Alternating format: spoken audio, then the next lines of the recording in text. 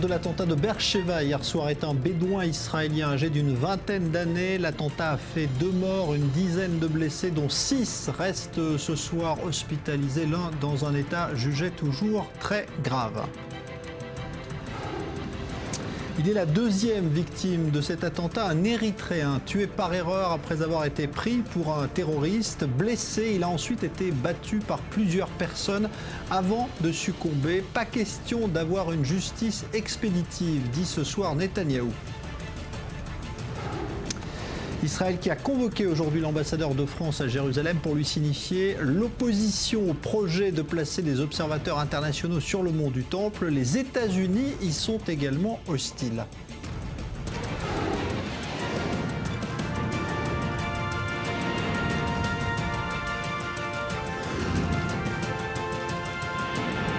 Le Grand Direct avec Jean-Charles Banou. Bonsoir, c'est sans doute la première fois qu'un bédouin israélien est l'auteur d'une attaque visant des civils et des militaires sur le territoire israélien. L'auteur de l'attentat qui a fait 2 morts et 11 blessés a donc été identifié aujourd'hui. Et sur place, dans la gare routière frappée hier soir, eh bien, le traumatisme reste très fort après ces scènes de violence. Reportage Elsa Mimoun. À la gare routière de Beersheva, les traces de l'attaque meurtrière sont encore bien présentes, aussi bien sur les lieux que dans les esprits. Parmi les témoins de la scène, Avraham, propriétaire d'une boutique, nous raconte ce qu'il a vécu. J'étais là dans ma boutique et j'ai entendu des tirs. Je suis sorti tout de suite. J'ai vu 2 personnes allongées par terre. On a essayé d'aider le soldat blessé. Je lui ai amené des bandages et des serviettes pour lui faire un pansement. Cette attaque est l'une des plus graves survenues depuis le début de la vague de violence et la 2e par arme à feu. Même si sur place, la vie a repris son cours, les passagers font part de leur inquiétude. Il faut être vigilant, ne faire confiance à personne. Il n'y a pas d'autre choix. C'est notre vie et notre situation. Et cela fait depuis 2000 ans que ça dure. Mais une ombre vient s'ajouter au tableau. Le terroriste n'a pas le profil de ceux qui ont commis la plupart des attentats de ces derniers temps. Il ne s'agit pas d'un Palestinien de Jérusalem-Est, mais d'un Bédouin originaire du village de Khoura, situé à quelques kilomètres de Beersheva. Je n'aurais jamais pensé qu'il y aurait un attentat commis par un bédouin. J'ai tout le temps pensé que la famille de ce dernier qui a commis l'attaque était une famille respectable. Je crains désormais qu'on nous prenne tous pour des terroristes. On veut faire passer le message que nous ne sommes pas tous comme ça. Il y a des gens qui aiment Israël et pour qui la sécurité de ce pays est importante. Et pour cause, la sécurité mise en place ce matin est minutieuse. Même si aucun portique ou détecteur de métaux n'a été apposé à l'entrée, sacs et caddies sont fouillés tour à tour. La grande question reste à savoir comment le terroriste a pu pénétrer avec une arme de poing dans l'enceinte de la station, rendant la population de plus en plus méfiante. Ils essaient de s'intégrer, mais leur réputation est entachée à cause du terrorisme. Et maintenant, malheureusement, il faut même se méfier d'eux exactement comme nos voisins les Palestiniens. Le Sud avait été plutôt épargné jusqu'à présent de ces violences qui, petit à petit, se sont étendues à l'intégralité du pays. Alors, première question donc posée ce soir autour de l'identité de l'auteur de cette attaque qui a donc été tué hier soir également. On va en parler avec nos invités. Bonsoir Ali Waked, notre analyste pour le monde arabe et musulman. Bonsoir à vous Yitzhak Lebanon, ambassadeur d'Israël. Et puis Daniel Haïk, bonsoir, notre analyste politique. Alors Daniel, c'est vrai, c'est une communauté que l'on a tendance à dire plutôt sage, habituellement intégrée en Israël. Parfaitement intégrée. Il s'agit d'une population de quelques 200 000 personnes. Qui est répartie essentiellement dans le Negev, mais aussi dans le nord du pays en Galilée. Mais c'est une population qui est particulièrement bien intégrée. Les Bédouins font l'armée, beaucoup de Bédouins font l'armée, même si il faut constater qu'il y a des changements au cours des dernières années. Et la question que l'on peut se poser par rapport aux responsables de cet attentat, c'est quelle a été l'influence qu'il a reçue au cours des derniers mois ou des dernières années.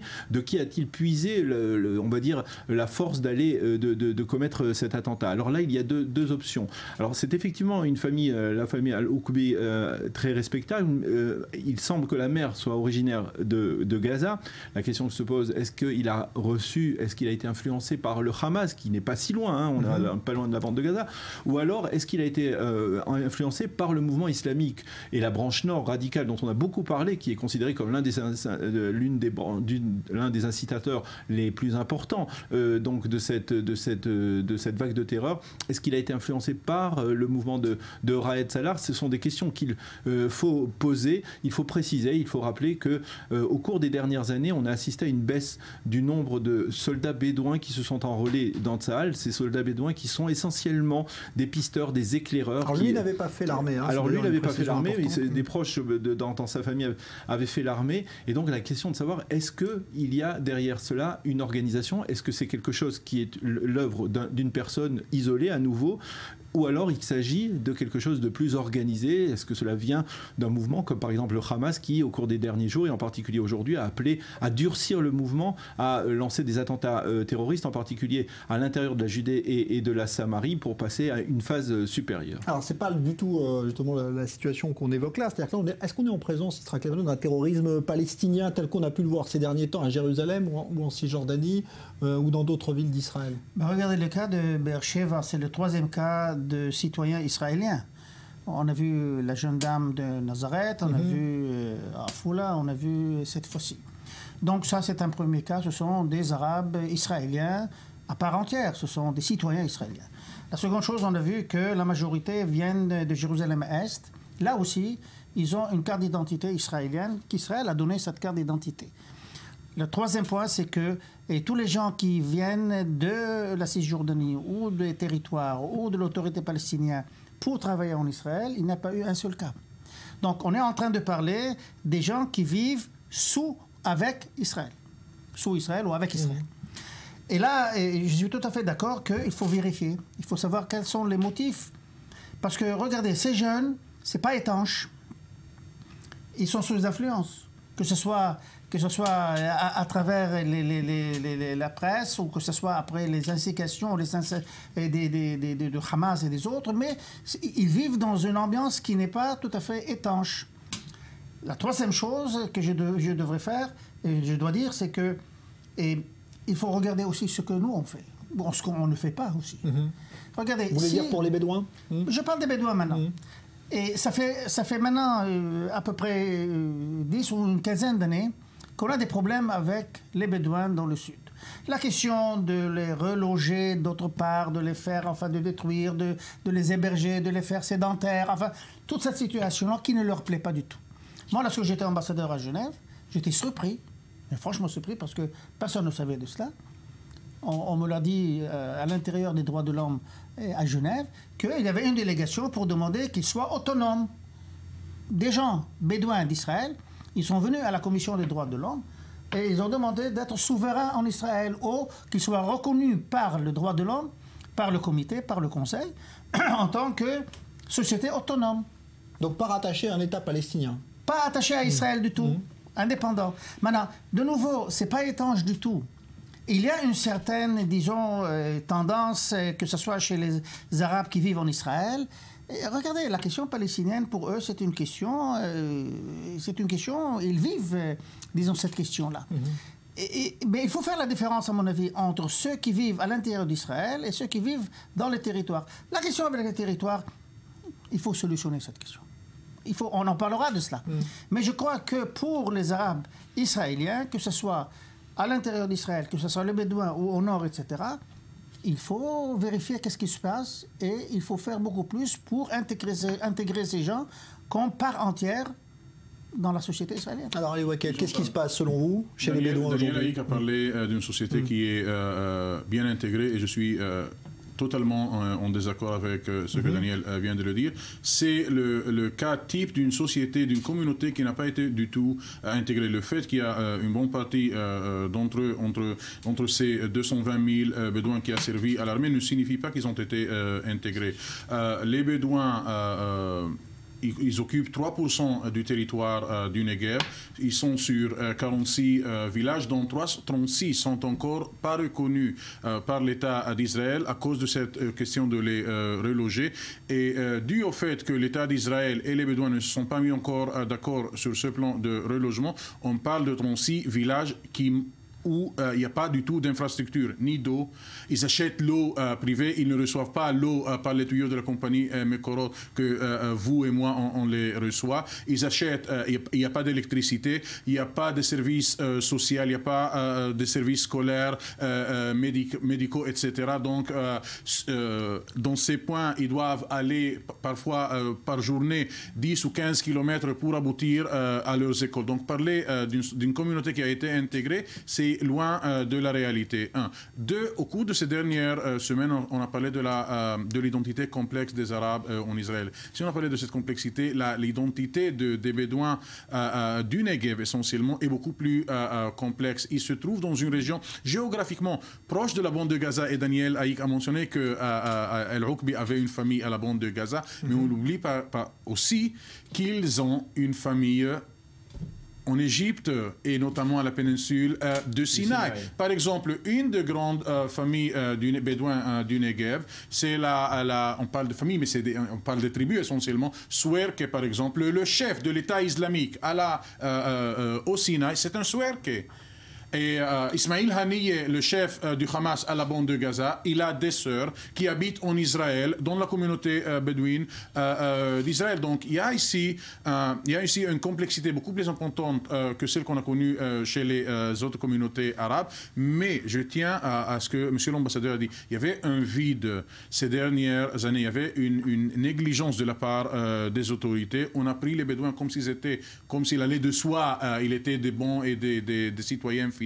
Et ce vide a été rempli non pas par des associations gouvernementales, mais par des mouvements radicaux, notamment les mouvements islamiques. Il n'y a aucune justification pour qu'il fasse une chose pareille. Absolument.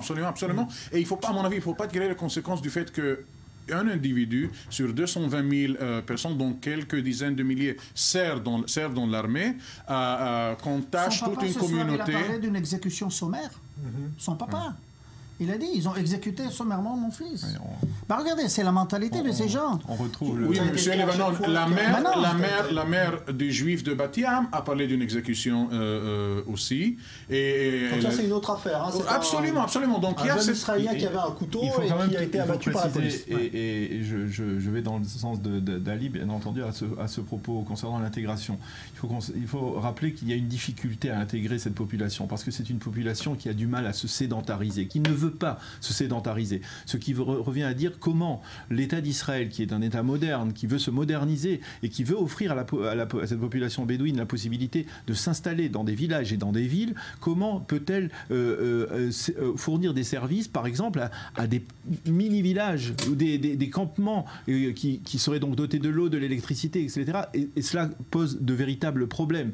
Et le fait est que le gouvernement de Benjamin Netanyahu est une communauté assez évoluée, assez développée, que des communautés juives en Europe et notamment aux États-Unis ont décidé d'en faire un exemple pour voir comment on peut faire intégrer les Bédouins dans la société israélienne. Ce sont des villes jumelles, on a vu ça partout. On a ça en Israël, on a par exemple Boston avec une autre ville, avec Haïfa. On l'a vu, ce sont des villes jumelles.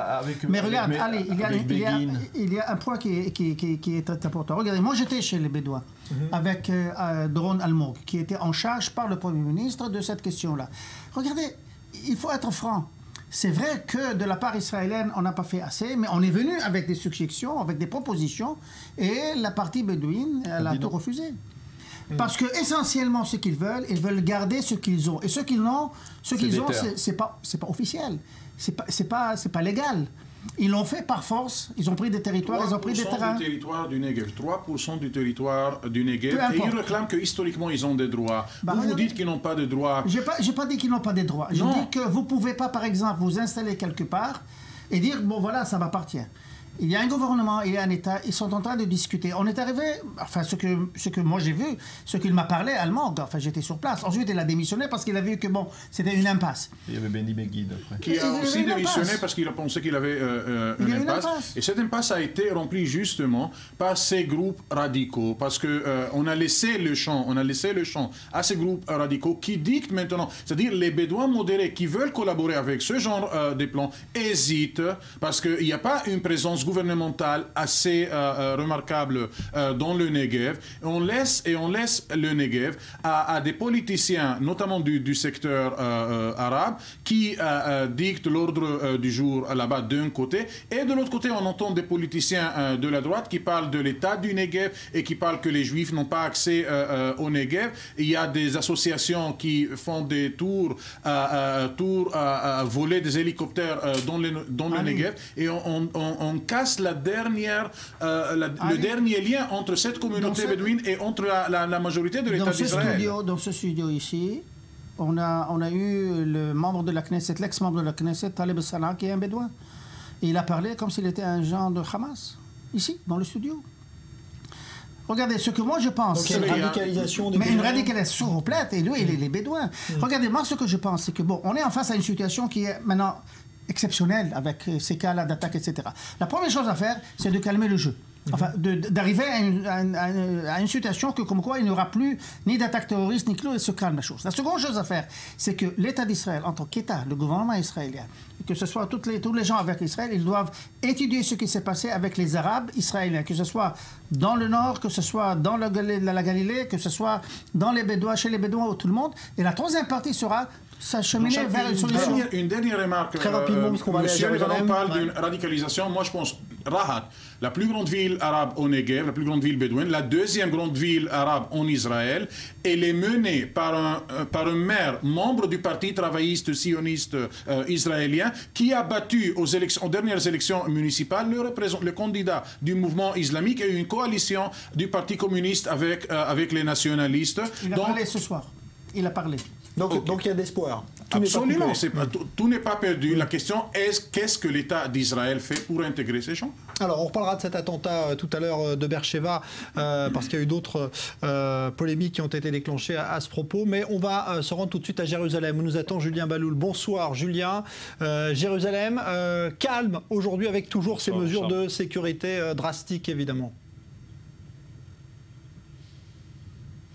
Oui, une Jérusalem calme, la nuit est tombée, il fait froid ici dans la capitale israélienne. Si on remonte un peu en arrière, la dernière attaque réussie et meurtrière dans la ville de Jérusalem remonte à mercredi dernier, donc ça fait plusieurs jours de calme relatif. Aujourd'hui d'ailleurs, il n'y a eu aucune attaque dans la ville, mais il y a des mesures de sécurité drastiques. Vous l'avez dit Jean-Charles, nous sommes à l'entrée d'un quartier arabe de Jérusalem, Jamel Moukaber, et à l'intérieur, hier, Israël avait commencé à construire une barrière de sécurité pour séparer les quartiers juifs des quartiers arabes. La construction de cette barrière a été stoppée ce matin sur demande de Benjamin Netanyahou. Il était critiqué sur sa droite. Certains estimaient qu'en construisant cette barrière, Israël a abandonné sa souveraineté sur les quartiers arabes de Jérusalem et donc de fait divisé la capitale. Il y a également d'autres critiques. Vous savez, certaines entrées et sorties des quartiers arabes de Jérusalem sont fermées par des blocs de béton pour contraindre tout le monde d'employer la même et unique entrée et sortie afin de contrôler les personnes qui entrent et sortent pour éviter des attentats. Mais les habitants ici se plaignent et on a discuté avec eux. Ils disaient que ça crée des embouteillages monstres dans la ville. Or, nous travaillons tous à Jérusalem-Ouest, côté donc plutôt juif, et notre économie en dépend. Si nous ne pouvons pas arriver au travail, nous allons être dans une situation économique dramatique. C'est peut-être d'ailleurs l'une des considérations qu'a pris en compte le gouvernement en se disant si nous bloquons davantage le quartier est de Jérusalem, il va y avoir une frustration plus importante et donc peut-être plus d'encouragement au terrorisme. Donc c'est peut-être l'une des considérations qu'a pris Benjamin Netanyahou. Et c'est vrai que quand on voit à l'ouest, il y a des milliers d'Arabes qui travaillent à l'est, à l'ouest, côté juif et côté arabe. Donc voilà une situation qui est très calme. Peut-être d'ailleurs que les mesures de sécurité qui ont été prises par le gouvernement, ces fameux blocs de béton à l'entrée des quartiers arabes, ont sûrement contribué à rétablir le calme ici à Jérusalem. Merci Julien Baloul. On vous retrouvera tout à l'heure pour parler de la convocation de l'ambassadeur de France aujourd'hui à Jérusalem par le ministère des Affaires étrangères israélien. On vous retrouvera un petit peu plus tard. On va justement nous s'intéresser à ce que vient de dire Julien Baloul, Daniel Haïk, parce que c'est vrai que Netanyahou a cédé à une pression aujourd'hui, c'est-à-dire il n'est pas question d'avoir effectivement ce mur qui montrerait que Jérusalem finalement est divisée. Je crois que ça a été très mal compris ce qui s'est passé hier. On a considéré cela comme une décision politique alors qu'il ne s'agissait que d'une décision sécuritaire et pas politique. Lorsque la barrière de sécurité a été tracée en 2003, il s'agissait à la fois d'une décision politique et aussi d'une décision sécuritaire. Là, on peut dire que quelque part, c'est la police qui a été mandatée pour gérer les affaires de sécurité dans la ville de Jérusalem qui a pris l'initiative de déployer ce mur, ces fameux pans de mur. Sans que Netanyahou en soit informé. Apparemment, sans que Benjamin Netanyahou, cela peut paraître tout à fait surprenant. Cela peut paraître tout à fait surprenant. C'est en tout cas ce que l'on dit à la présidence. Ce que l'on dit à la présidence du Conseil. Et là, en tout cas, on insiste sur le fait qu'il y a une différence entre l'aspect sécuritaire, et c'est la raison pour laquelle ces pans de murs de béton ont été déployés, et l'aspect politique. L'aspect politique, pour Benjamin Netanyahou, il n'est pas question, il n'est pas envisageable de séparer Jérusalem. Et donc, tout ce qui peut être interprété comme cela, eh bien, n'est pas bon pour lui, n'est pas bon pour son électorat, n'est pas bon pour son gouvernement et pour son aile droite. Et donc, marche arrière. Retournons à une certaine proportion. Il faut mettre les choses dans leur proportion. Et regardez, je crois qu'il y a une certaine exagération dans ce qu'on parle, avec ces murs, etc. Oui. C'est pas qu'on divise tout Jérusalem. C'est une seule ruelle, une petite rue à Armon HaNatziv. De cette rue-là, vous voyez Jabal Moukaber. De là-bas, il y a eu des cocktails Molotov qui ont été jetés, des torches incendiaires, etc. De la partie de Jabal Moukaber contre cette rue-là. Donc, ils ont mis ce mur de 2 mètres et demi, je crois, ou de 3 mètres, tout simplement dans cette petite ruelle. C'est pas divisé Jérusalem, et c'est temporaire. Pourtant, ça n'a pas fait plaisir au ministre de la droite dure de la coalition. C'était attendu. Ce qui n'est pas attendu, c'est que Bibi Netanyahou a cédé. Maintenant, si le cas, c'est d'établir le calme pour une seule rue, il faut le dire. Je l'ai fait pour une seule rue, pour que les gens puissent vivre ensemble. Il y a une séparation. On ne peut pas attaquer l'un l'autre, ça va. Ouais. Ça, c'est continuer, ce discours, c'est continuer à ne pas voir la réalité. La réalité, c'est 0% participation dans les élections municipales à Jérusalem par la société palestinienne et 0% dans les élections législatives, alors qu'il y a un taux de participation qui va autour de 60%, avec toutes les limites que posent les autorités israéliennes. 60% des Palestiniens dans les élections, soit municipales ou législatives. Et je note que les 4 sièges consacrés aux musulmans dans le Conseil législatif palestinien, donc dans le Parlement palestinien, ont été donnés par l'électorat palestinien de Jérusalem au Hamas. Donc ça, il faut le voir. Qu'on mette un mur ou qu'on ne mette pas, ça ne change pas trop le fait que les Palestiniens de Jérusalem se sont plus appartenant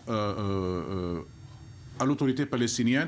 Par exemple, les litiges, ils sont jugés, les litiges entre 2 Palestiniens de Jérusalem-Est, ils n'arrivent jamais dans un tribunal israélien, ils sont examinés par un tribunal palestinien. L'autorité palestinienne peut envoyer un appel à un citoyen avec une carte bleue d'identité israélienne, à un Palestinien de Jérusalem, le convoquer pour une investigation ou pour une enquête, et personne n'ose ne pas y aller. Ça, il faut voir. Maintenant, je veux revenir à ce que Julien a dit, et je n'ai pas aimé qu'il a dit depuis mercredi, on n'a pas d'attentat.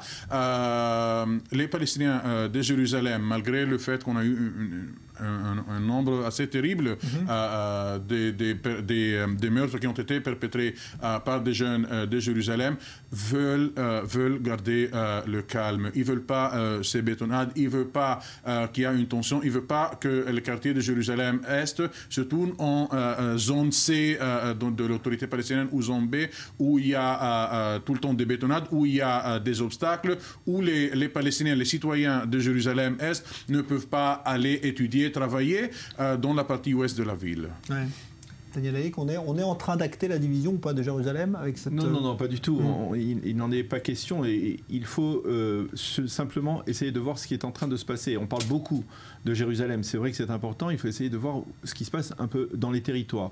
Dans les territoires, il y a apparemment un durcissement du Hamas qui est frustré apparemment par rapport à la journée de la colère qui n'a pas été particulièrement bénéfique pour lui. Il pensait qu'il y aurait plus de tension au moment de la journée de la colère de vendredi dernier et donc le Hamas essaye d'augmenter le volume des attentats et il lance des appels à des attentats, même à des attentats de suicide.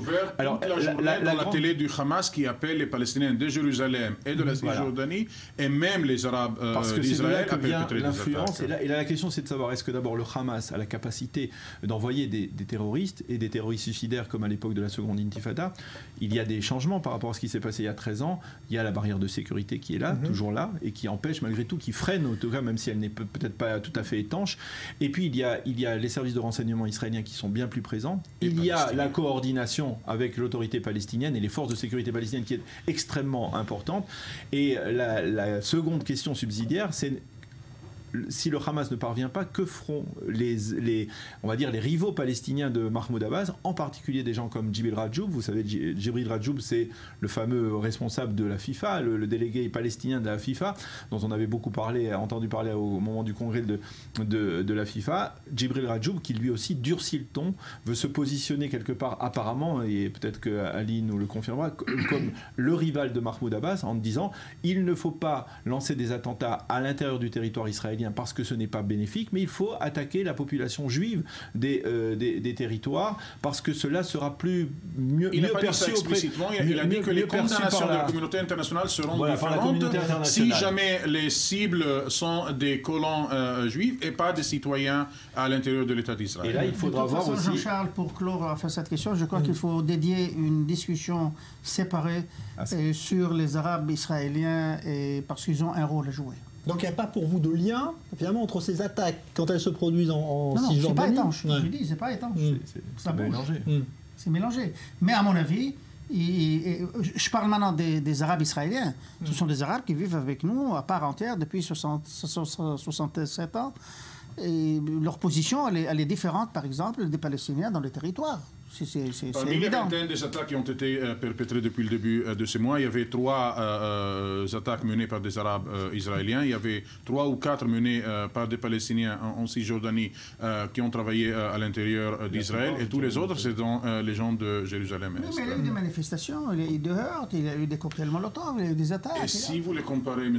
Levanon, à ce qu'était la situation en octobre de l'an 2000, vous voyez que les nombres des Arabes israéliens qui ont participé, qui ont assisté à ces émeutes, il est beaucoup plus modeste.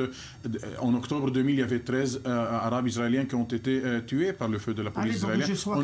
On ne le voit pas. Les Arabes israéliens, ce sont des citoyens à part entière. Et ils se considèrent comme des citoyens à part entière, malgré le fait, parce que nous, on a tendance à donner l'attention à ce qui sont le plus vocaux, Hanin Zohabi et compagnie, et on a tendance à ignorer les voix Je crois qu'on l'a vu la semaine dernière à travers le maire de Nazareth. Moi, ça me gêne par exemple des manifestations dans le secteur arabe israélien avec des drapeaux palestiniens. Qu'ils le fassent avec les drapeaux israéliens, oui. Comme on l'a vu à Sarnin, dans la ville. Par exemple, on a vu l'appel d'Ali Salam la semaine dernière face à Ayman Oudeh. Cette altercation de quelques secondes a eu un impact apparemment extrêmement important dans le secteur arabe israélien et a contribué à calmer les esprits. J'ai plus le temps de vous laisser continuer. Merci en tout cas Ali Waked, Yitzhak Levanon, Daniel Haïk, vous restez avec nous. On évoquera d'autres aspects de la situation sécuritaire dans un instant.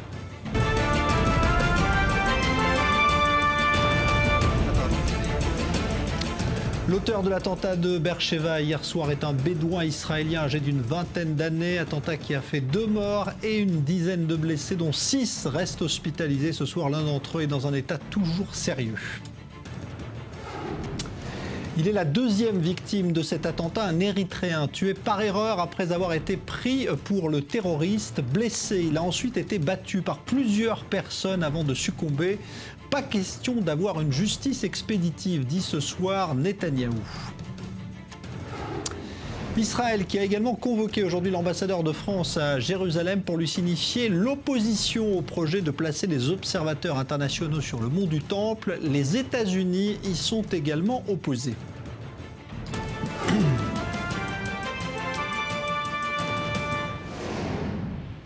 La journée a donc été calme à Jérusalem, mais le Premier ministre Netanyahou a ordonné l'arrêt de l'édification de ces fameux murs de sécurité entre certains quartiers est de Jérusalem et l'ouest de la ville. Pas question d'acter de fait la division de la ville, comme l'ont d'ailleurs suggéré plusieurs ministres du gouvernement. Reportage dans le quartier d'Issaouia, Jérusalem-Est, Mathias Inbar. Issaouia, l'un des plus grands quartiers palestiniens de Jérusalem. 22 000 personnes y résident et depuis la récente vague de violence, la zone est tendue. Un terroriste, auteur d'un attentat au couteau, était originaire des lieux. Et les affrontements sont quasi quotidiens entre jeunes Palestiniens et forces de sécurité israéliennes. Depuis quelques jours, ces blocs de béton rythment la vie de ces Palestiniens qui, pour la plupart, travaillent du côté israélien. Je comprends la frustration des deux côtés, mais ce n'est pas bon pour personne cette situation. Où est-ce que l'on va habiter dans cette situation? Pour les Israéliens habitants du quartier de French Hill, adjacent d'Issaouia, ces mesures actuelles de sécurité divisent. Dès que vous les bloquez et que vous empêchez leur vie au quotidien, ils seront plus en colère. Je suis très marqué à droite, mais il faut trouver une autre solution pour régler ces violences et je ne pense pas que ce soit la bonne manière. Qu'est-ce que vous voulez que je vous dise? Bien sûr qu'une vingtaine ou même une trentaine de gardes-frontières et des barrages, ça ne peut que me rassurer. Mais pour la grande majorité des habitants d'Issaouia, la vague de terreur n'est pas responsable du durcissement des mesures de sécurité. Pas un mot sur les attentats au couteau, mais bien sur la politique de Benjamin Netanyahou.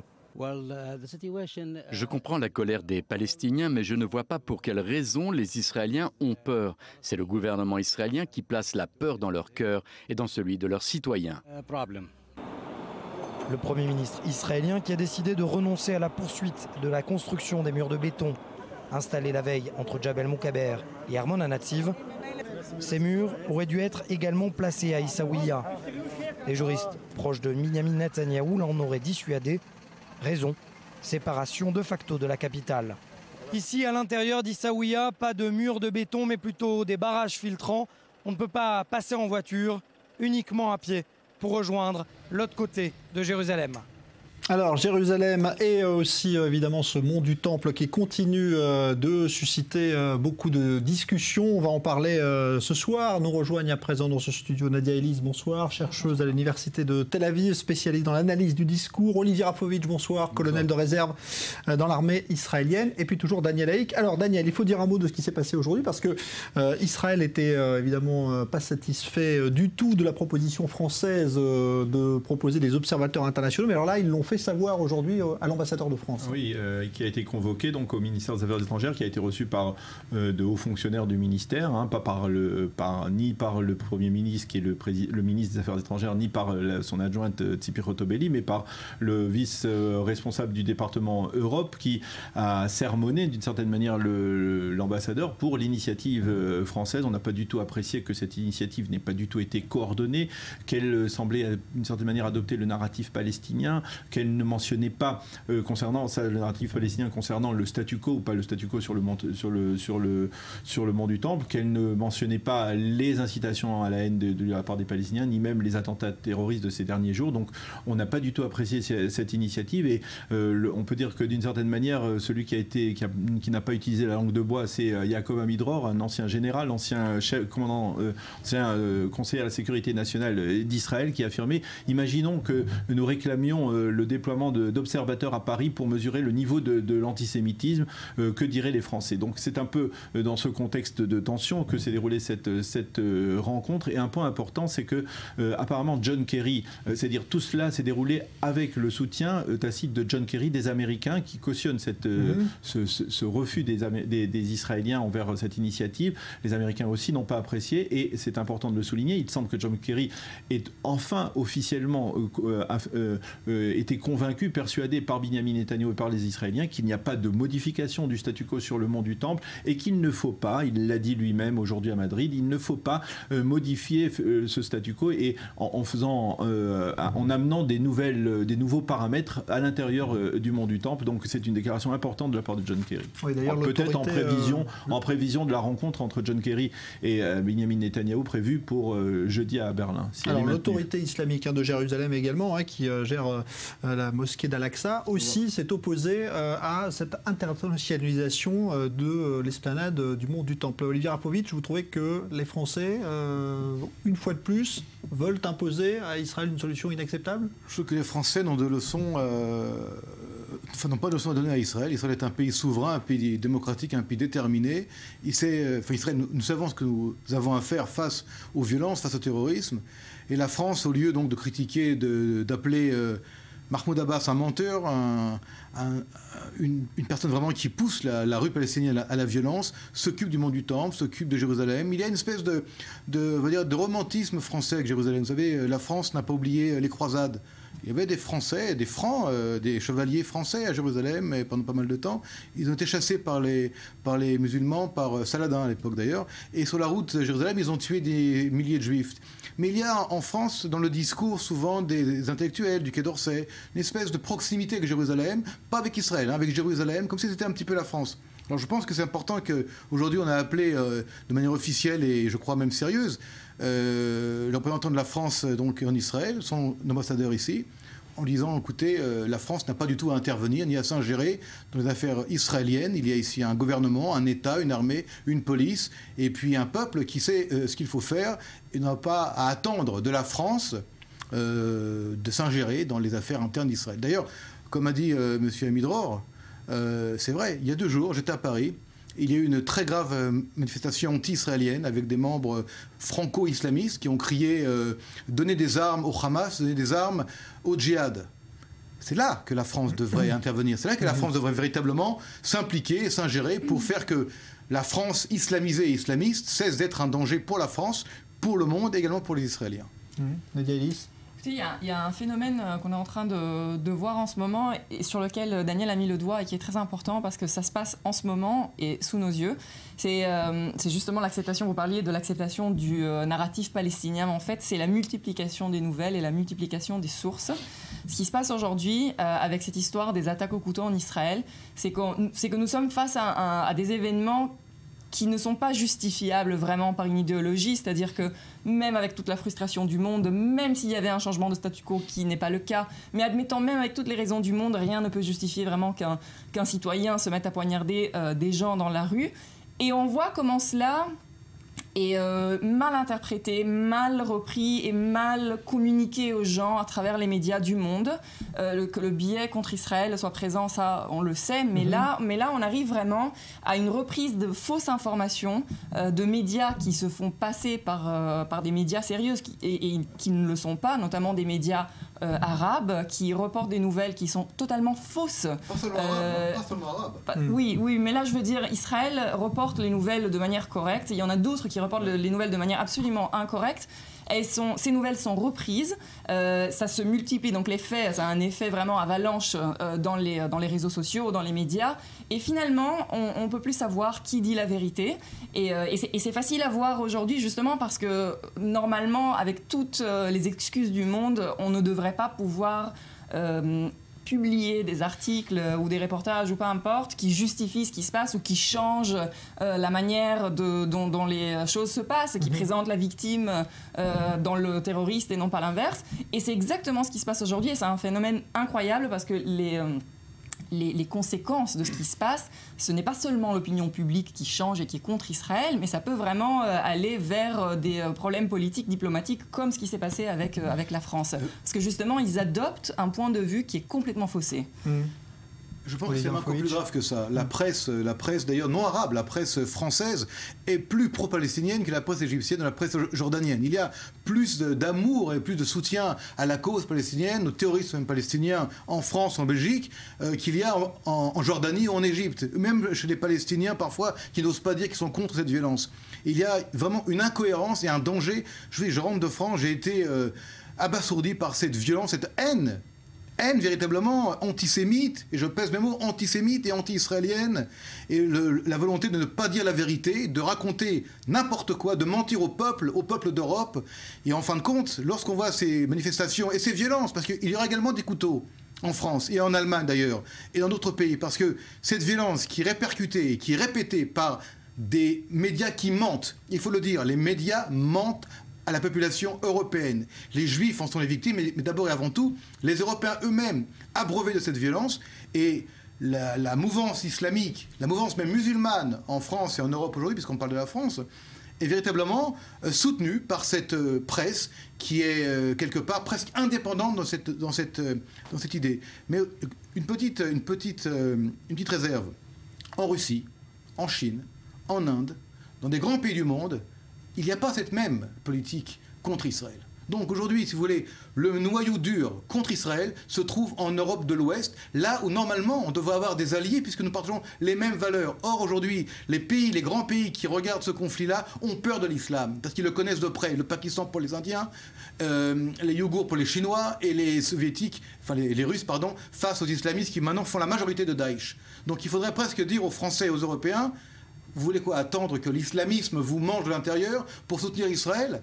Il faut appeler un chat, et encore une fois, cette visite aujourd'hui obligatoire, obligée de l'ambassadeur de France chez nous, aux affaires étrangères, c'est un peu dommage d'arriver à cette situation, parce que d'appeler un ambassadeur, c'est quand même une certaine étape dans la diplomatie. Ça montre une tension, hein. Mais je crois qu'il faut parfois remettre les choses à leur place et dire aux Français qui sont un grand pays en Europe, d'abord observez vous-même ce qui se passe et essayez d'être avec nous.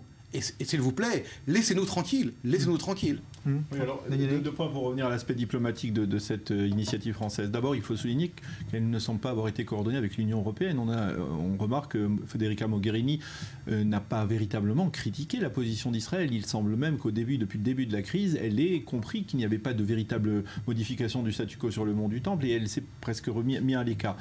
Le deuxième point, c'est qu'on a constaté au cours des derniers mois que les Français sont très prolixes en initiatives, on va dire, autonomes. Qui sont toutes des échecs. Voilà, qui sont toutes des échecs. Et cette multiplication d'initiatives au niveau diplomatique, en particulier à l'ONU, ou même comme cette initiative, eh bien, risque de rendre la France, que finalement, au bout du compte, on ne prenne plus les initiatives françaises au sérieux. Elles sont tellement fréquentes et elles échouent à chaque fois, presque lamentablement, que finalement, on a le sentiment que quelque part, eh bien, toute initiative française est condamnée à l'échec d'emblée. Mais celle-ci est différente, parce que celle-ci, elle touche à l'ADN d'Israël. Le mont du Temple, c'est le temple, c'est Sion, c'est le sionisme. Non, c'est pas du tout des petites choses. Il y a du symbolisme dans cette initiative française. On ne parle pas de paix, de négociation. Le sionisme, c'est le mont du Temple est là. Le mont du Temple, mademoiselle, est l'ADN, le sang, l'épicentre. Et je suis tout aussi israélienne que vous, et je trouve pas que c'est l'ADN d'Israël. Vous ne trouvez pas, mais si vous prenez le mot sionisme, qui vient du mot Sion se trouve à Jérusalem. Oui, mais si vous lisez le livre d'Herzl, vous allez voir qu'il ne parle pas du mont du Temple comme de l'ADN de son idée de sionisme. Oui, d'accord, lorsqu'on parle de Jérusalem aujourd'hui, on parle d'abord de la capitale d'Israël. Et lorsqu'on parle aussi de vouloir ingérer ou s'ingérer dans cette capitale d'Israël, là où il y a des sensibilités, là où d'ailleurs les Israéliens et les Arabes sont en accord avec le Waqf du côté arabe et nous du côté israélien, pour arriver à un status quo qui est très compliqué, qui est très sensible. Et que des gens de l'extérieur, au nom de valeurs extérieures, veuillent s'ingérer, c'est pas grave, c'est très grave pour Israël. Et je suis très heureux ce soir que le gouvernement israélien ait remis à sa place, en tout cas, cette initiative qui devait être un échec et qui n'aurait même pas dû sortir du Quai d'Orsay. Alors d'ailleurs, demain, c'est l'ambassadeur d'Afrique du Sud en Israël qui sera sermonné parce que l'Afrique du Sud va recevoir Khaled Meshal, le chef politique du Hamas, pour une visite officielle. Et ça, évidemment, ça a déplu aussi aux Israéliens. Alors, je voudrais maintenant qu'on s'intéresse à un autre angle, justement, avec lequel la presse internationale aussi a vu l'attentat de Beersheva. Elle ne s'est pas attardée, finalement, sur l'attaque en elle-même, mais sur la deuxième victime de cet attentat, qui est un Érythréen qui a été tué par erreur, blessé en tout cas d'abord par erreur par un garde de sécurité dans la gare, puis ensuite frappé par quelques personnes dans cette même scène de violence extrême, avec des images évidemment qui peuvent choquer. On va voir d'abord le récit de ce qui s'est passé, puis on en parle juste après, avec d'ailleurs ce soir une mise au point très claire de Netanyahou sur ce thème. Julia Guénancien. Les images sont dures, mais témoignent du climat de peur-panique dans le pays. Le sang par terre n'est pas celui d'un terroriste abattu par la police, mais celui d'un Érythréen innocent. Dimanche soir, un Arabe israélien sème la panique en entrant armé d'un pistolet et d'un couteau dans la gare routière de Beersheva. Dans la confusion, un agent de sécurité ouvre le feu sur Avtom Zaroum, 26 ans, pris pour un terroriste. Sur place, la nervosité est palpable. Dois-je vivre dans un monde où j'ai peur de quitter la maison pour suivre mes études, de travailler ou de faire des courses? Tout est effrayant et je veux que la police prenne plus d'initiatives et soit plus présent sur le terrain pour notre sécurité. L'Érythréen est allongé dans son sang lorsque des témoins lui assènent des coups de pied, croyant qu'il s'agit également d'un terroriste. Certaines personnes s'interposent, mais l'homme décédera dans la soirée à l'hôpital. La police israélienne est à la recherche de ceux qui ont frappé l'homme à terre.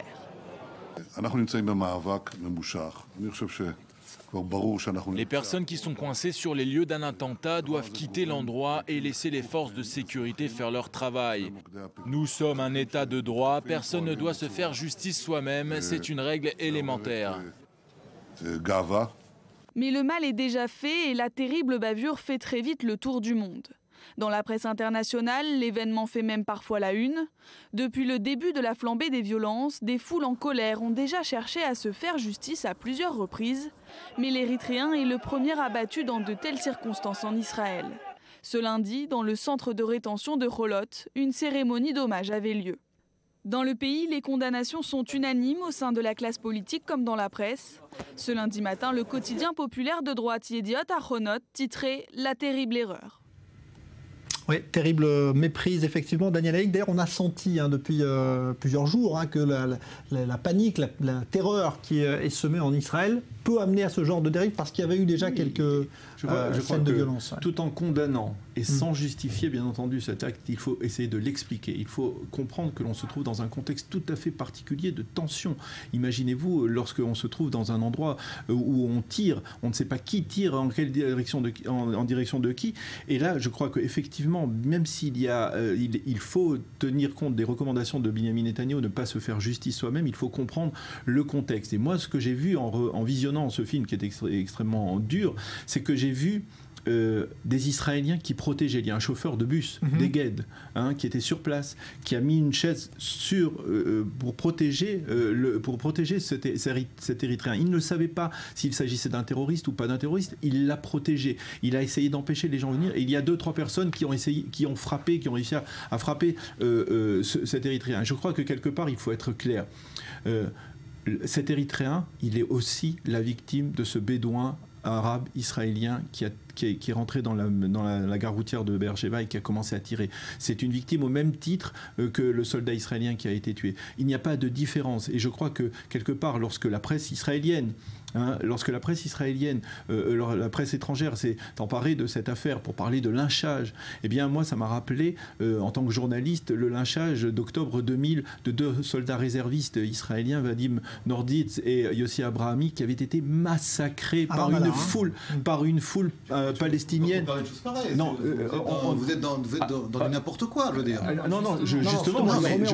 Je dis qu'on ne peut pas, c'est-à-dire lorsque l'on parle de lynchage, eh bien ce qui s'est passé à Beersheva, ce n'est absolument pas un cas de lynchage, c'est un cas où effectivement il y a des gens qui ont dérapé, qu'il faut poursuivre. Ce sont des gens qu'il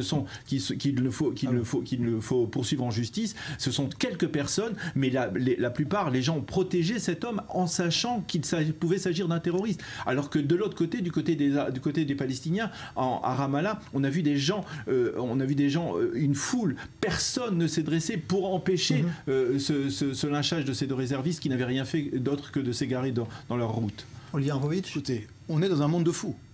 On est face à une guerre terrible, une guerre qui vient de n'importe où, n'importe quand, avec des gens qui peuvent être à un moment des jeunes de 13 ans et puis d'un coup des assassins sanguinaires.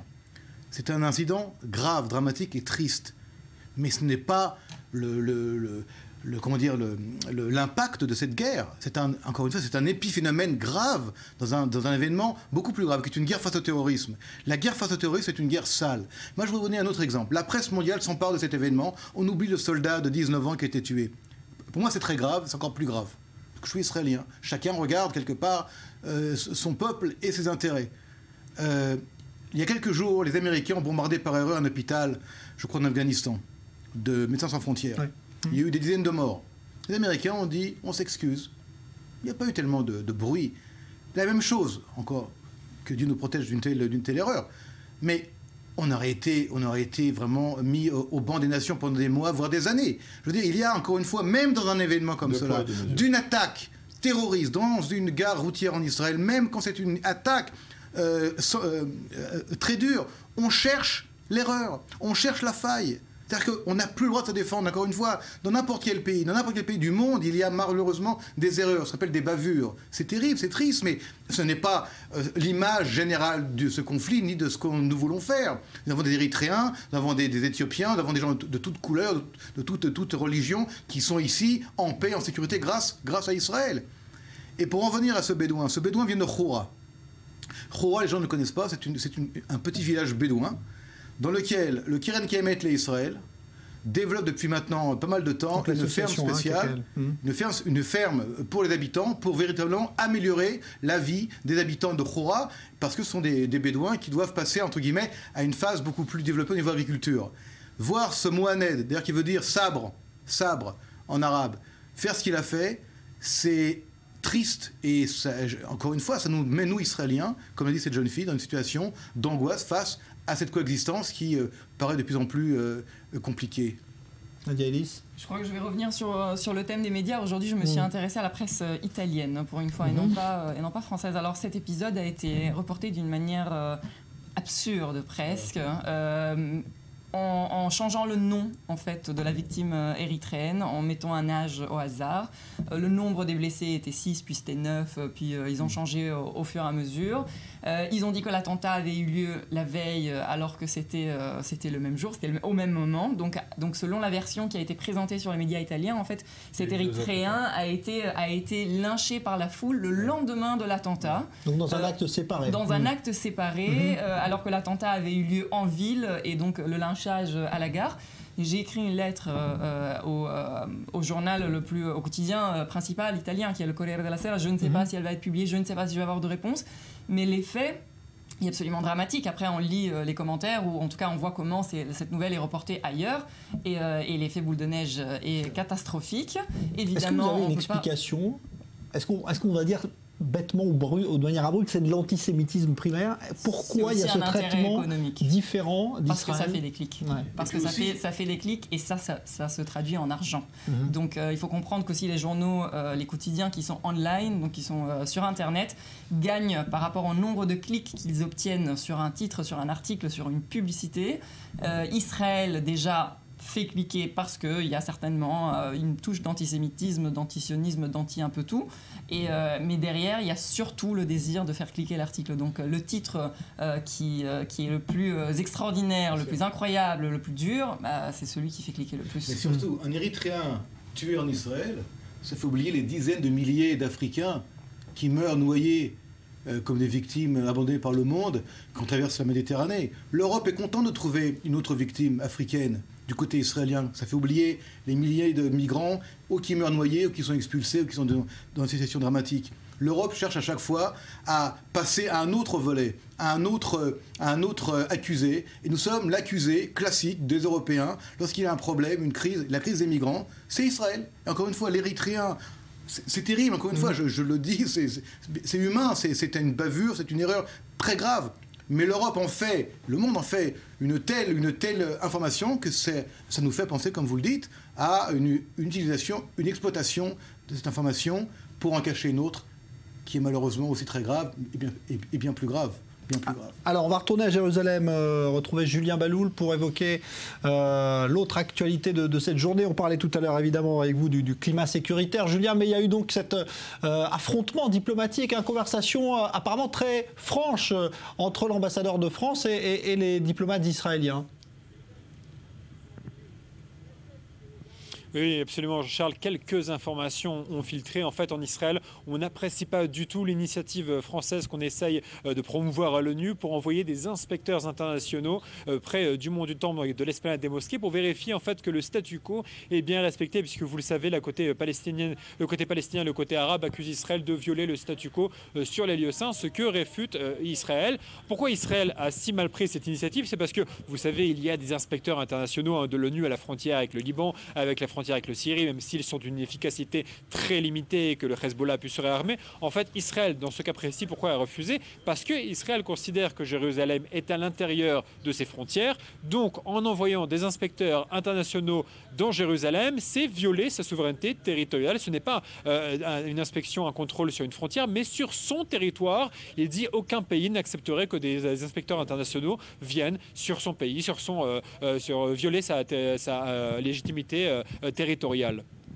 Julien, situation ce soir, on l'a dit, calme à Jérusalem. Hein.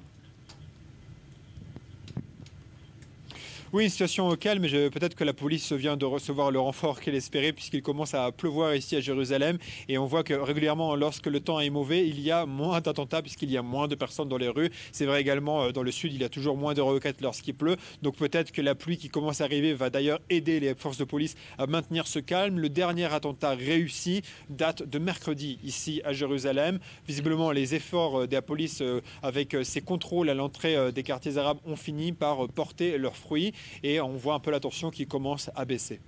Merci Julien Baloul en direct donc de Jérusalem. Voilà, merci à vous Olivier Rafovitch, merci à vous Nadia Ellis, merci à vous Daniel Haïk. On reparlera dans une dizaine de minutes des Bédouins pour évoquer donc notamment le village dont vous parliez Olivier Rafovitch de Khoura, dont était originaire l'assaillant d'hier soir de cet attentat terrible qui a fait 2 morts et 11 blessés. Je vous le rappelle, 6 qui restent hospitalisés ce soir, dont un autre soldat israélien dans un état jugé encore très grave. On va refaire un point sur la situation dans un instant aussi avec un journal à venir présenté par Daniel Atlan. On se retrouvera nous dans 10 minutes donc avec des invités pour évoquer cette communauté bédouine de la région de Beersheva et puis un reportage également sur le tombeau de Joseph où s'est rendu en toute discrétion hier soir le grand rabbin d'Israël, visite encadrée par l'armée. Vous verrez le reportage réalisé par Maël Benoliel à ce propos. Merci Daniel Haïk, Nadia Ellis et à vous Olivier Rafovitch.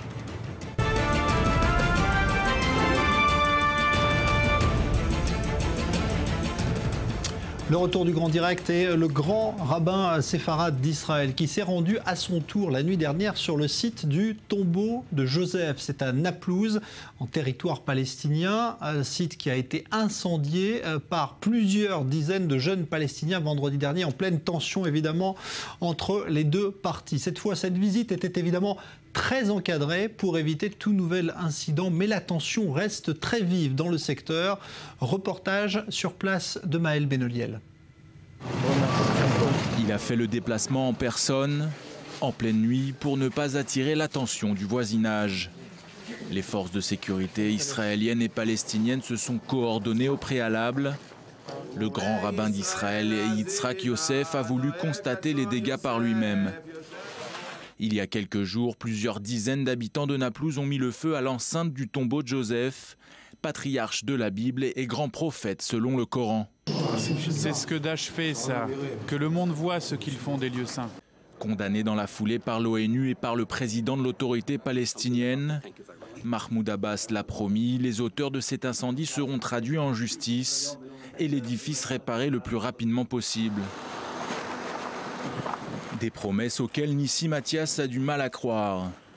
Ce rabbin vit depuis plus de 30 ans à Elon Moré, une implantation israélienne de 350 familles. Créée au début des années 80, Elon Moré surplombe la ville cisjordanienne.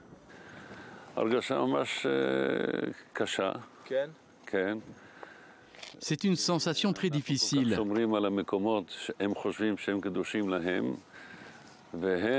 Car de notre côté, on fait tellement attention à leurs lieux saints, mais eux, la police palestinienne, dans ce cas présent, n'a pas su garder cet édifice, qui est aussi un endroit saint pour eux. La nouvelle de l'incendie n'a pas tellement surpris ce rabbin, car plusieurs incidents ont déjà eu lieu ces dernières années. comme pendant l'été 2014, lorsqu'une tentative d'incendie avait déjà eu lieu dans des conditions similaires. Depuis le début des années 2000 et la seconde intifada, l'autorité palestinienne est l'unique responsable de ce lieu saint des trois religions monothéistes. Elle se doit de l'entretenir et de laisser y pénétrer les pèlerins selon des accords passés avec Israël.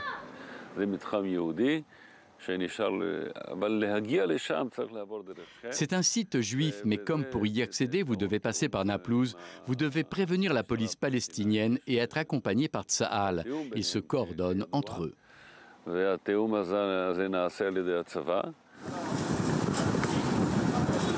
Nous avons nous aussi souhaité nous rendre sur place, mais sans autorisation au préalable. Arrivés sur les lieux, la police palestinienne nous a demandé de rebrousser chemin. De l'extérieur, nous avons quand même pu constater les dégâts. Après avoir dénoncé cet incendie, le président de l'autorité palestinienne, Mahmoud Abbas, avait promis de faire réparer ce lieu saint au plus vite. 3 jours après cette attaque, les ouvriers palestiniens s'affairent déjà à réparer les dégâts. Retour à présent sur l'attentat de Beersheva d'hier soir qui a fait 2 morts et une dizaine de blessés. 6 restent hospitalisés ce soir, dont un soldat israélien toujours dans un état très sérieux. L'attaquant et l'homme auteur de cette attaque était originaire du village bédouin de Khoura, non loin de Beersheva. Et c'est là que s'est rendu aujourd'hui notre envoyé spécial Joseph Emmanuel. Reportage. Cette vidéosurveillance montre une scène de panique. Nous sommes dans la gare routière de Beersheva en Israël. Un terroriste vient d'ouvrir le feu. Il tue sur le champ un soldat, blesse une dizaine de personnes avant d'être abattu.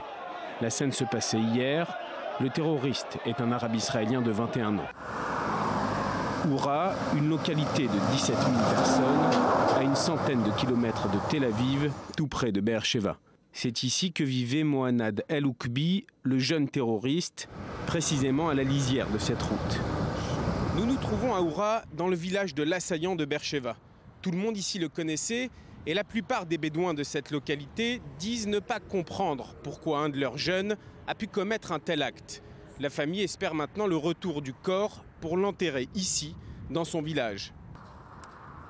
Nous interrogeons les jeunes hommes qui viennent à notre rencontre, attirés par notre caméra, mais personne n'accepte de répondre à nos questions, tous se disant deuil après la mort de leur ami, mais ils ne parleront pas plus. Ils nous disent qu'il faut parler au cheikh, un oncle de l'assaillant, le seul autorisé à communiquer. Je dénonce tous les faits de violence et de terrorisme venant de tous les camps. Mais ce qui s'est passé hier est une catastrophe pour notre village.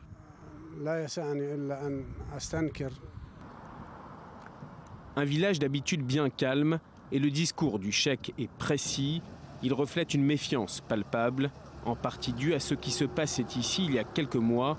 Une cellule de l'État islamique était démantelée, 6 enseignants arrêtés pour avoir diffusé auprès de leurs jeunes élèves les thèses de Daesh. Certains étaient sur le point de partir en Syrie, dans les rangs de la mouvance djihadiste. Les Bédouins d'Israël ont toujours été perçus comme éloignés des revendications politiques du camp palestinien, même si, comme le rappelle le chef bédouin de la région, on se sent ici autant israélien que palestinien. Nous sommes avant tout des citoyens de l'État d'Israël, mais nous sommes également palestiniens. Et entre notre identité et notre citoyenneté, nous devons préserver l'ordre et être un pont pour la paix. Une communauté loin des grandes villes, loin des lignes de tension, loin des problèmes. Mais la vague d'islamisme qui recouvre le Moyen-Orient depuis quelques années semble aussi s'être installée ici, en plein désert du Negev, chez les Bédouins d'Israël. Alors en ligne avec nous le docteur Robert Rouache, bonsoir. Vous êtes conseiller d'Yitzhak Herzog, chef de file de la liste Union sioniste lors des dernières élections. Et vous exercez surtout à Beersheva. Robert Rouache, est-ce que vous êtes surpris par la violence de cette attaque perpétrée donc par un jeune habitant de cette région, de ce village bédouin de Khoura? Écoutez, bien sûr que non. Nous avons eu des attentats à Tel Aviv, à Jérusalem, à Haïfa, aujourd'hui à Beersheva. Cela montre uniquement le fait que tout le pays fait face à la même menace de terrorisme. Maintenant, il y a une énorme différence, et votre reportage le montre, entre les Arabes israéliens et la position des 250 000 Bédouins du sud d'Israël, qui a dénoncé dans sa totalité donc cet attentat. Robert Rouache, comment expliquer justement que ces jeunes qui ne se sentent pas finalement palestiniens, mais bédouins avant tout, qui sont citoyens israéliens, puissent se fondre maintenant dans ce conflit entre Israéliens et Palestiniens? Est-ce que vous avez une explication? Est-ce qu'il y a eu une dérive selon vous? Écoutez, quelles que soient les raisons de la société bédouine, que nous avons les problèmes qu'ils ont aujourd'hui, on ne peut pas expliquer un attentat. Maintenant, concernant ce terroriste bédouin, je vous signale que nous allons commémorer dans quelques jours le meurtre et l'assassinat d'Yitzhak Rabin, qui a été fait par un juif religieux et non pas par un bédouin. Donc, si vous voulez, on ne peut pas stigmatiser les 250 000 bédouins d'Israël, qui dans leur très très grande majorité sont loyaux à l'État d'Israël. Maintenant, n'oubliez pas qu'aujourd'hui, vous avez dans la société bédouine un président d'université qui est d'origine bédouin, plusieurs chefs de service, dont l'un de renommée mondiale, l'hôpital Soroka de Be'er-Sheva. Donc, si vous voulez, il faut un petit peu faire attention à ce que l'on dit et surtout imaginer que la société bédouine a évolué ces 20 dernières années comme jamais elle a fait durant les 200 dernières années. Donc, on ne doit pas stigmatiser la population bédouine. Et encore une fois, si vous vous baladez à Be'er-Sheva, vous allez voir dans tous les commerces, dans tous les centres commerciaux, aujourd'hui des Bédouins qui vendent, qui travaillent. Une petite remarque, le responsable de la sécurité à la gare centrale de Be'er-Sheva était bédouin. Mais il y a quand même on va dire une arrivée, une immixtion dans cette société bédouine de thèses radicales islamistes depuis quelque temps. On l'a vu pas plus tard qu'il y a quelques mois dans ce même village avec le démantèlement d'une cellule qui recrutait pour l'État islamique en Syrie. C'est exact, mais disons qu'encore la mayonnaise ne prend pas encore dans la société bédouine comme dans le monde arabe, et en particulier au nord de l'État d'Israël et à Jérusalem. Les problèmes ont surtout des problèmes, si vous voulez, de drogue. Il faut également savoir que les responsables du trafic de drogue et de prostitution se fait le long de la frontière du Sinaï et du Negev avec la Jordanie, et surtout ce sont des Bédouins qui font ça. Donc ils ont d'autres problèmes de la société civile arabe, et encore une fois, toutes les menaces du Hamas, toutes les menaces de Daesh, tous les discours anti-israéliens, et si vous voulez, la guerre de religion qu'essayent de faire les mouvements arabes du nord de l'État d'Israël ne prennent pas encore dans la société bédouine, qui est une société encore traditionnelle. Et à Be'er-Sheva, encore une fois, qui est une ville de 250 000 habitants, vous avez 250 000 Bédouins qui circulent dans la ville et qui font partie intégrale de la population de la ville. Donc non, je ne crois pas qu'on doit stigmatiser aujourd'hui les Bédouins. On peut pas, si vous voulez, dire que les problèmes des Bédouins aujourd'hui, c'est surtout des problèmes de terre. Et il ne faut pas oublier également que le problème numéro 1 entre nous et le peuple bédouin, c'est surtout la terre, la propriété de la terre, ne doit pas expliquer surtout un attentat de cette sorte. Alors, l'enquête n'est pas encore d'ailleurs terminée, parce qu'on ignore par exemple si ce terroriste avait des complices, si d'autres personnes ne l'ont pas aidé à préparer et à exécuter cet attentat. Mais quel est l'état d'esprit aujourd'hui à Be'er-Sheva, Robert Rouache? Le choc encore après ce qui s'est passé hier soir, qui a été d'une très grande violence. Écoutez, le choc que nous avons à Be'er-Sheva est le même que partout en Israël. Vous avez une peur dans les centres commerciaux où tout est en train de diminuer, les ventes, etc. Donc il ne s'agit pas, si vous voulez, d'une situation propre à Be'er-Sheva, mais une situation propre à tout l'État d'Israël, où les attentats que nous avons vus à Jérusalem nous ont, je crois, plus marqué que ce qui s'est passé hier à Be'er-Sheva. Que nous ayons été touchés, vous savez bien que Tel Aviv a été touché, Haïfa a été touché, on a vu également Ra'anana. Donc je ne crois pas aujourd'hui que l'on doit sortir l'attentat de Be'er-Sheva de ce qui se passe dans la situation actuelle d'Israël. Et une chose qui est très importante, la situation actuellement, la solution, si vous voulez, des problèmes que nous avons aujourd'hui n'est pas une solution militaire ou une solution de bouclage de quartier ou de territoire, mais surtout une position politique. Et donc je pense que nous devons trouver avec notre gouvernement une solution politique avec ce qui se passe entre nous et les Palestiniens. Et quels que soient, encore une fois, les griefs que les Bédouins ont avec nous et que nous avons avec eux ou que nous avons avec le peuple palestinien, il faut une solution, et cette solution passe immanquablement par la direction actuelle du peuple palestinien. Merci pour ce témoignage, docteur Robert Roy. Je rappelle donc que vous conseillez Yitzhak Herzog, chef de file de l'Union sioniste. On part maintenant au Canada avec des élections très importantes aujourd'hui puisqu'il s'agit de former un nouveau gouvernement après la démission de celui de Stephen Harper, le conservateur. Les enjeux de ces élections avec Léa Volbert. 78 jours de campagne électorale, un record dans l'histoire de la politique canadienne. Et pour cause, les enjeux de ces élections législatives sont considérables. Économie morose, pessimisme ambiant, perte de confiance dans la classe politique. Les Canadiens choisiront entre libéraux, sociaux-démocrates ou conservateurs pour rétablir l'équilibre de l'État fédéral. Ils choisiront d'octroyer ou non un 4e mandat au leader conservateur Stephen Harper. Mes amis, nous n'avons jamais été si proches du but. Le choix à faire n'a jamais été si clair. Encore 4 années de Stephen Harper. Pour le Premier ministre sortant, si l'économie canadienne est en récession depuis plusieurs mois, ce n'est pas le résultat de la politique économique gouvernementale, mais bien la conséquence de la chute du prix du pétrole et du ralentissement en Chine. Il y a beaucoup d'électeurs, il y a probablement 4 électeurs sur 10 qui vont voter stratégique, qui vont faire leur choix à la toute dernière minute, peut-être même dans l'isoloir, pour voter de la meilleure façon de se débarrasser du gouvernement Harper. Mais selon le dernier sondage paru dimanche soir, le chef de file des libéraux est donné largement gagnant. Justin Trudeau, 43 ans, fils de l'ancien Premier ministre Pierre Elliott Trudeau, est crédité de 38% d'intentions de vote. Derrière lui, les conservateurs recueillent 30% des intentions de vote, puis viennent les sociaux-démocrates et le parti indépendantiste, juste devant les écologistes. Le programme du Parti libéral se décline en 32 mesures, une recette contre le cynisme des électeurs qui minent la démocratie, selon Justin Trudeau. Voilà, premier résultat attendu demain. 2 mauvais chiffres dans l'économie aujourd'hui. D'abord la Russie, dont l'économie recule de 4% au 3e trimestre. Et puis la Chine, qui, elle, voit sa croissance se ralentir très fortement. Johanna Citruc.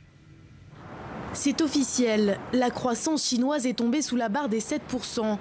D'après les données révélées lundi par le Bureau national des statistiques, entre juillet et septembre, elle a atteint 6,9%. Son plus bas niveau depuis 2009.